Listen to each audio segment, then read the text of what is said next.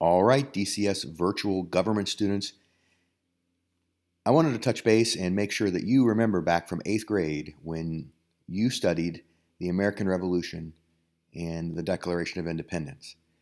That would have been the last time you would have studied it formally in school. So when you were in 8th grade, you studied how America, the 13 colonies were part of the British Empire, and those 13 colonies began to feel like they were being mistreated by the king and parliament.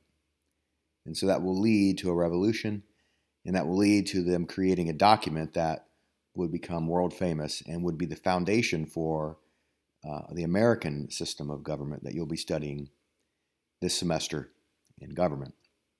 So let's go back to the year 1776. And there was this mood and this thinking in England and in Europe and among the English colonists that everyone was born with certain rights, these basic rights that you had when you were born, that no one could take those away from you.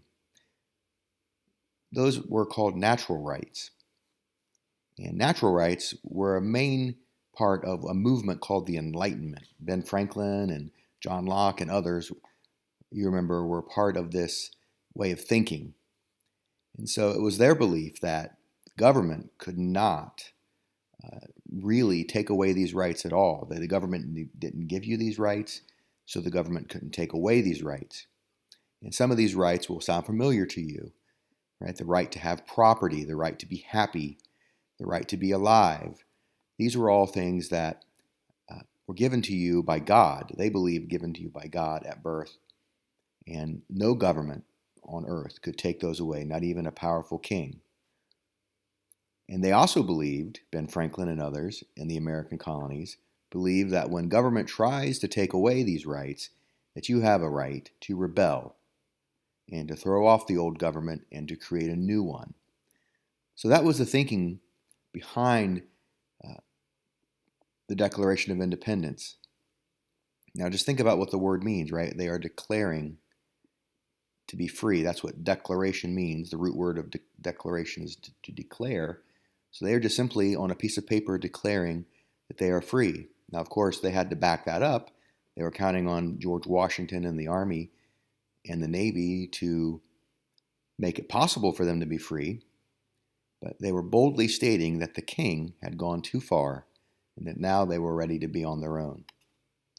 So when they had met in Philadelphia in 1776, they had a Continental Congress, right? These members from all of the colonies would come and they would discuss lots of things.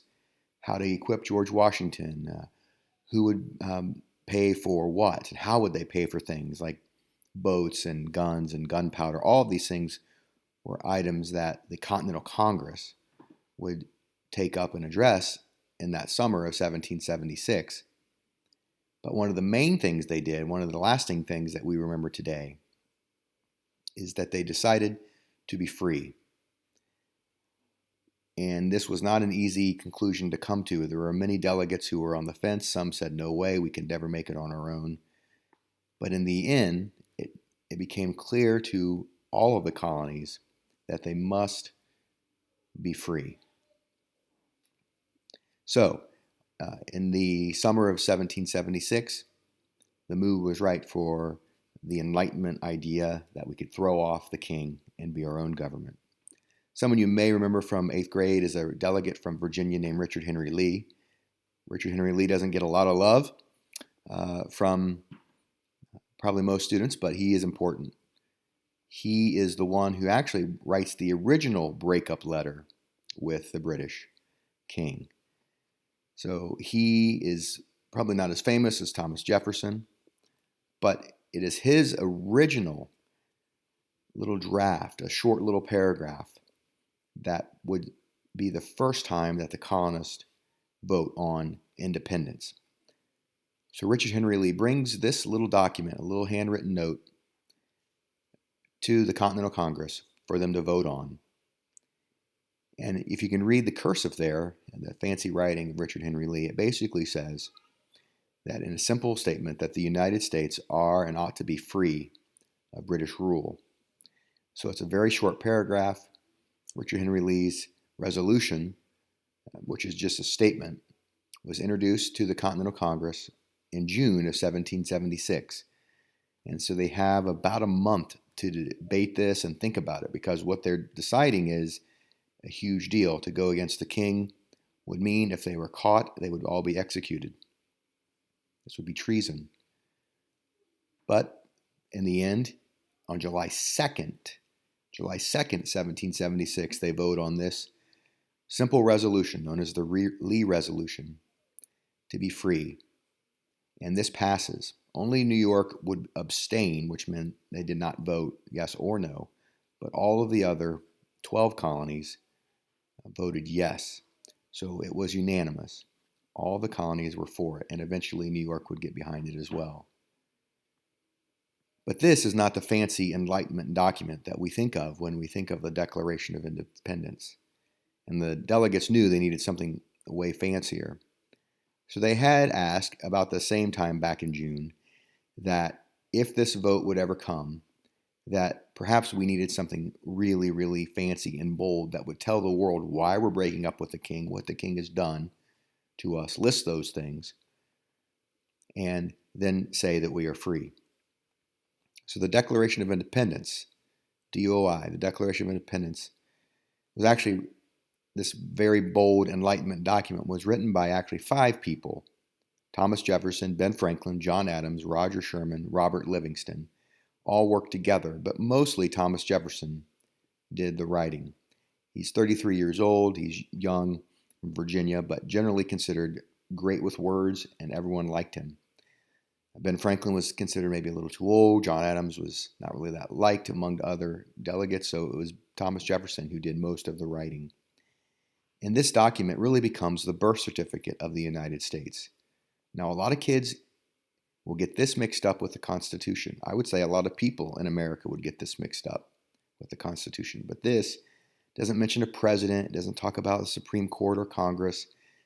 That would come later. This is simply saying America is now alive, and we are our own country. Of course, we were counting on George Washington to make it happen. But in this document is some very fancy Enlightenment phrases that I know you're familiar with. When in the course of human events it becomes necessary for one people to dissolve the political bands, that is a great topic sentence that Thomas Jefferson used. But probably the most famous phrase from the Declaration would be, "We hold these truths to be self-evident, that all men are created equal." And they are endowed by their Creator with certain unalienable rights, that among these are life, liberty, and the pursuit of happiness.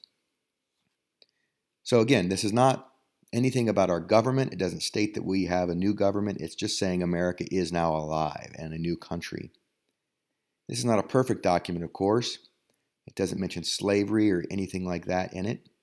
And Thomas Jefferson, as the primary author, owned slaves, so there's always that tension in this document. But it was really the first time on earth that people really declared they were free from a king. And so when these 5 men present this fancy piece of paper, this fancy Enlightenment document saying we're free, to the Continental Congress on July 4th for a vote, it is an epic moment really in the history of the world, and it is the moment really that America as we know it is born. July 4th, 1776, they vote on it. They would sign it about a month later. So this was more of just a vocal vote, roll call vote. So why is this document such a big deal? Well, it creates America. It says that we are a country, that we're free. It says the things that the king has done to us and that we would take great care not to do to our own citizens. And it becomes the foundation for the Constitution and our way of life. We often look back at this as one of the great founding documents of America.